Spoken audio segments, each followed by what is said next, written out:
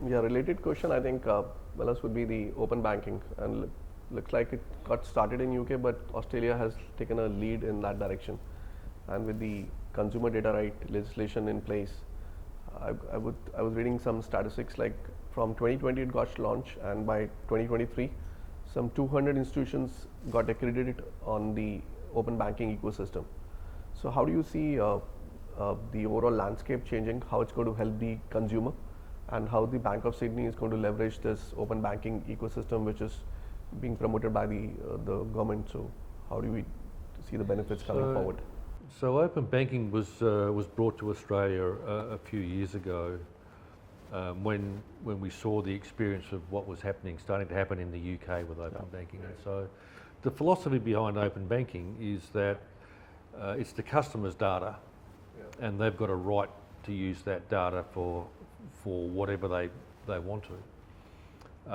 But the data was locked up in bank systems, and so the government legislated for the consumer data right, commonly called open banking, to enable a consumer to not only access their own data online, but to authorise somebody else to access that data on their behalf.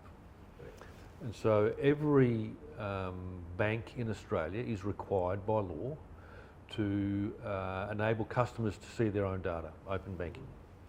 Every non-bank now in Australia is required by law to provide the same access to data. Now, non-banks provide it to the what we call lending data only, and banks are required to provide access to the deposit data and transactional data, as well as the lending data.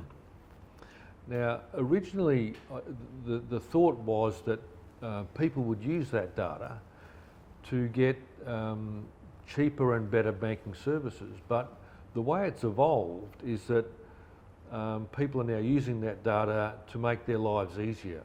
So, for example, if you're going to take out a loan, instead of having to provide a whole host of bank statements, so you've got to go to your existing bank, get bank statements, maybe photocopy them or put them into a PDF and then send them off to a third party to assess that for a loan, either for a credit card or for a personal loan or a house loan, whatever it might be. You now just provide consent to that third party to go and access your bank data. They can go in, access the bank data, have a look at all the transactions, all the deposits, all the credits, for all of your banking information across multiple different banks and multiple different product types as well. And that third party can access that and make a credit assessment that's probably a much richer credit assessment than they otherwise would have made. For sure. Yeah. Because you can't forget to give someone a credit card statement, for example. And so it's enabling banks to assess the credit of people in a lot richer and deeper way than they have been able to in the past, which enables then banks to provide the appropriate product and rate to those customers as well. So customers are getting better deals, but in a different way than I think was originally thought when open banking came into being. And banks don't see this as a kind of a threat that customers are going to go away, or are they taking it positively and collaboratively to work along with the fintechs to make a customer experience better? Well, there was an enormous amount of investment in this technology, and the way I looked at it is a little bit like it's a little bit like when the motor car was first invented. There were no roads, and you had a person with a flag walking along in front of the car, alerting people that there was a car coming. And so, when open banking first started, there was no pipes and gateways. Now they've been built, but they've been built in I think what we'll look back at as quite a rudimentary way. So they're gravel roads, right, that work really well at certain times, but they don't work so well when it rains, for example. You get ruts and things like that. We've now got bitumen roads, and so over decades the road system has been built better. And I think as we move forward, the open banking system and pipe work will be built better and much more efficiently. And it will just be a way that people live and do business like the way we do now with roads.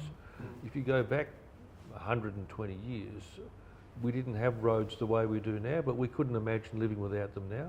and I think in the future we won't be able to imagine life without open banking, without the consumer data right, and without people being able to access their own transactional data and deep data and give it to a third party for them to assess something. Do we see it as a competitive threat? Well, it could be a competitive threat. It's also an opportunity, isn't it? Yep. So there's two sides of every coin, and it gives us an opportunity, particularly as a small bank, to be able to go and acquire new customers in a much more efficient and effective way than we might have in the past. That's a great example, I think, you talked about, and maybe I think, Jeff, I would also request you to throw how Bank of Sydney is going to adopt this ecosystem. I think that's a really good lead into so it's a new capability that's there for the entire market to benefit from, and it could be a threat or an opportunity, but then it's incumbent on organisations like our bank to say, well, how do we make that available and accessible and leverage it for our customer base? So that is dependent on some of the things we've also talked about with Nucleus today, like the composable architecture. So how do we create an architecture with the right connectivity that allows us to be agile to then use the open banking use cases that really can benefit us ahead of others? And I think we've got an exciting opportunity in some ways because we are small and we have the right scale. We've got a differentiator in terms of having good relationships as well as building the technology capability.